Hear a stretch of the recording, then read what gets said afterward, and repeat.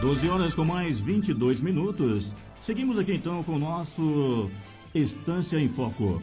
Agora nós vamos estar conversando aqui com o senhor Ismael Amude, que vai falar aí, né? Ele faz parte do Amovale também, juntamente com o nosso amigo Wilson Monteiro também, da Amovale, que estará batendo um outro papo com a gente em relação a outros projetos da Amovale. Mas vamos ao primeiro papo aqui com o Ismael Amude, né?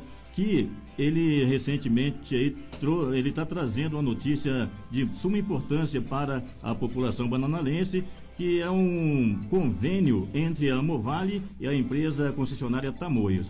Ismael, muito boa tarde. Boa tarde, Léo. Boa tarde a todos. Ismael, eu cheguei a ouvir uma entrevista, depois a gente vai até reprisar ela aqui, sobre um projeto aí que Bananal teve o privilégio de fazer parte aí, do corredor, né? É o corredor ecológico, que é esse convênio entre a Tamoios e que vai estar aqui em Bananal, foi privilegiado com isso aí. Eu gostaria que a sua pessoa pudesse passar para os nossos ouvintes aí o que é esse convênio, o que estará acontecendo, quais os benefícios que vão trazer para a nossa cidade, que eu sei que são muitos. Ok, é o seguinte, a concessionária Tamoios é uma empresa que administra a rodovia dos Tamoios, Guaratinguetá, não é isso? Que está sendo construída a Estrada do Sol, né? Na construção dessa estrada, durante a fase de projetos e etc e tal, órgãos ambientais determinaram vários procedimentos em função de haver com essa obra um impacto ambiental de grande vulto, tá? Então a concessionária Tamoios foi obrigada a criar um centro de acolhimentos de animais silvestres, porque a rodovia ia passar por uma área de mata nativa, e também foi obrigada, foi determinado que fossem compensadas em forma de plantio 450 mil mudas no estado de São Paulo. O foco inicial disso era naquela região de Guaratinguetá, São José dos Campos.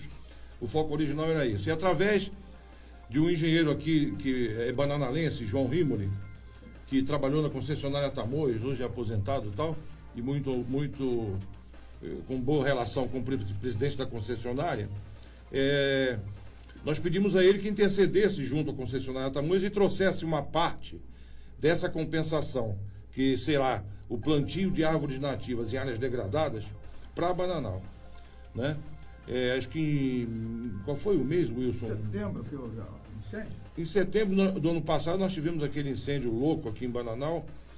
Quer dizer, isso sensibilizou a direção da empresa, e nós organizamos até um almoço lá no Rancho do Baiano, onde o presidente da empresa esteve presente, e aí foi firmado esse compromisso.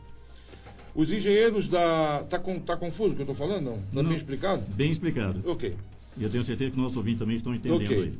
Os engenheiros da Corredor Ecológico, que é uma empresa que presta serviço à concessionária Tamoios, tá? Então nós temos a concessionária Tamoios, que vai financiar essa compensação, e quem vai executar essa compensação, ou seja, o plantio das áreas degradadas, em encostas, em torno de nascentes, é a ONG Corredor Ecológico, que presta serviço à concessionária Tamoios.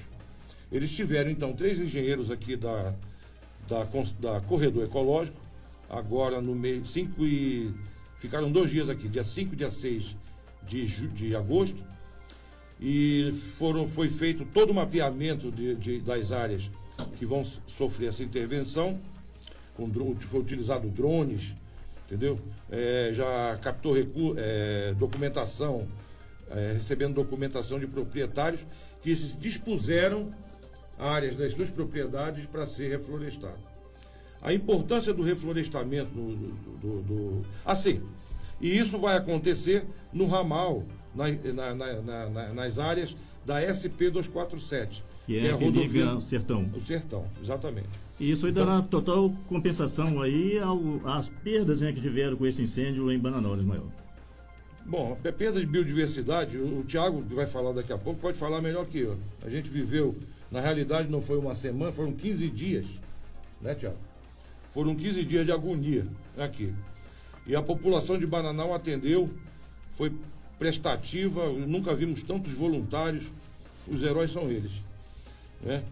Então, sim, é preciso recuperar tudo isso que está degradado. É lento, é um trabalho para a vida inteira, não importa, não pode parar, né? Então, em outubro, agora desse ano, os trabalhos de plantio vão começar efetivamente, que vai ser o período já de chuva regular, e não se faz plantio na seca como nós temos, no momento nós estamos vivendo, apesar de esporadicamente chover, é o período de estiagem, né? De maneira que é isso.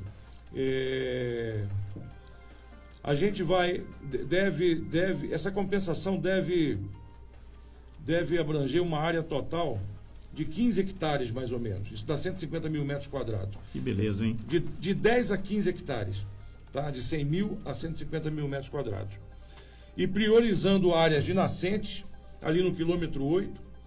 Só para você ter ideia, não sei se vocês conhecem o Luiz Tarcísio Agaci, filho do Agaci. Conhecemos. A propriedade dele, só o topo, nascem na propriedade dele 9 nascentes. Nossa, que 9 maravilha, nascentes, hein?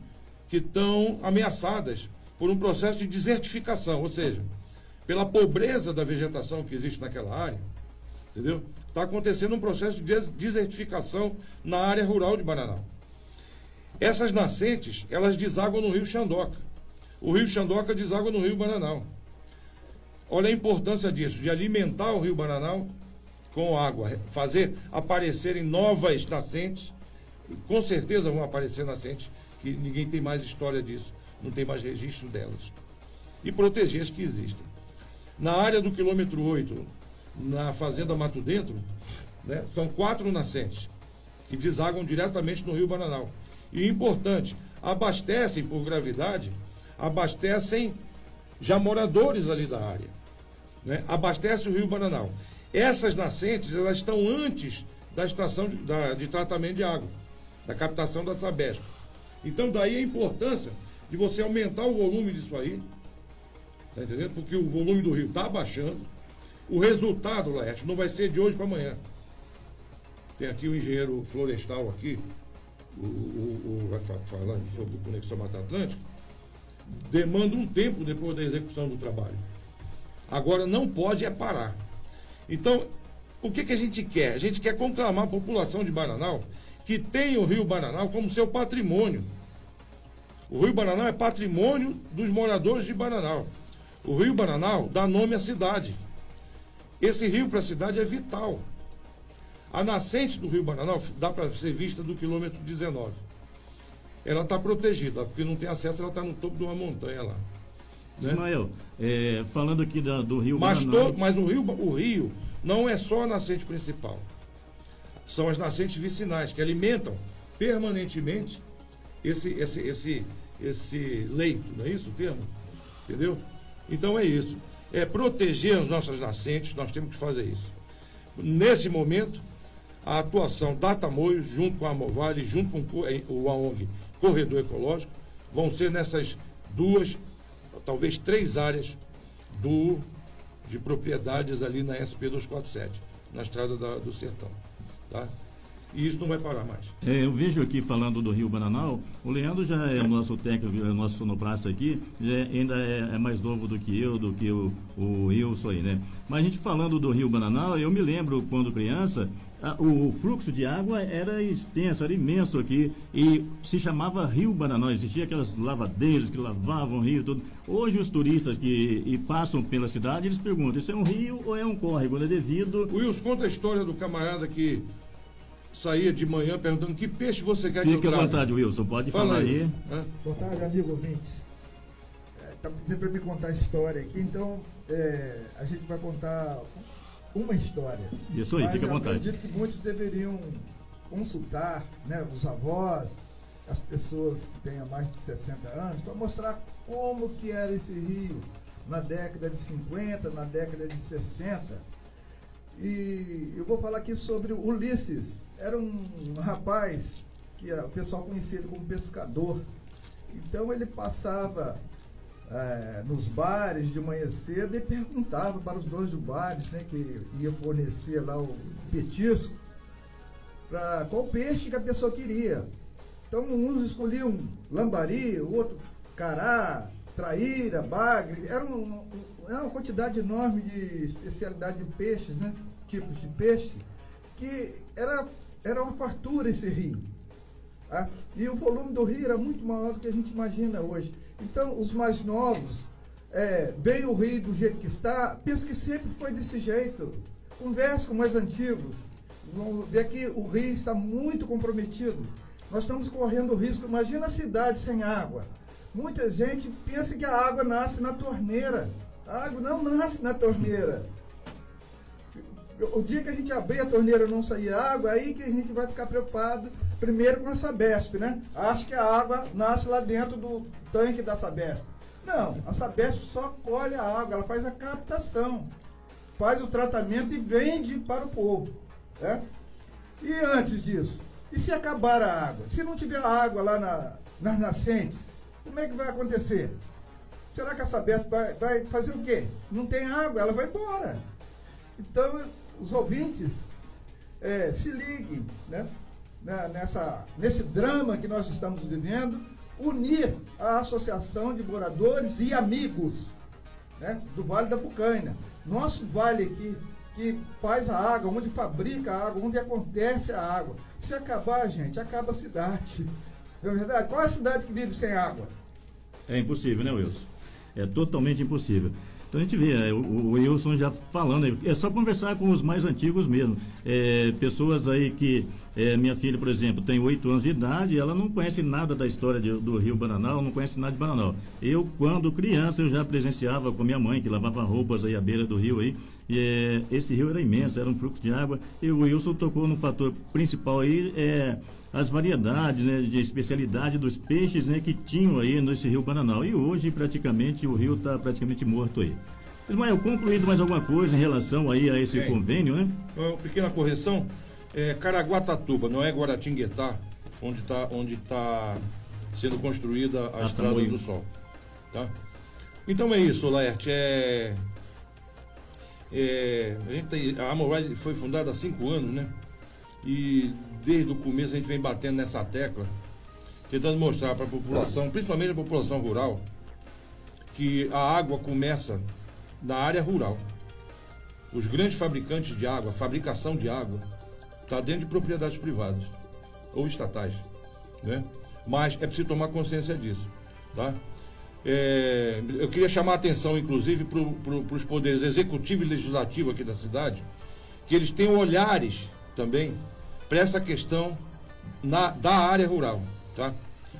Breve nós vamos levantar a bandeira do saneamento básico na área rural, que é uma coisa barata de ser feita, entendendo?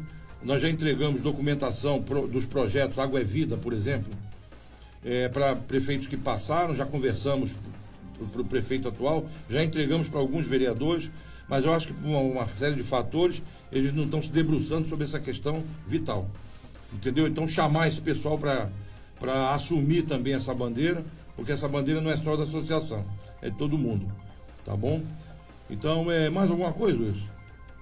Não, né? Vou deixar um pouco para a próxima oportunidade. Para os amigos poderem falar do... E nós vamos falar também depois, Wilson, batendo um papinho sobre a Amovale, e depois nós vamos estar também... você falar assim dos projetos aí, socioeducacionais e cultural, né? Para bater um papinho com você ainda no decorrer dessa entrevista, ou o senhor já quer aproveitar o tempo? Deixa à vontade para vocês. Você que está conduzindo o trabalho muito bem. Então vamos aproveitar aí, Wilson, já vamos passar ainda dentro do Amovale, o Ismael tem sabe que posso te ajudar aí também. A gente vai no Rápido Apoio Cultural e voltamos com o Wilson falando aí sobre os trabalhos aí socioeducacionais da Amovale.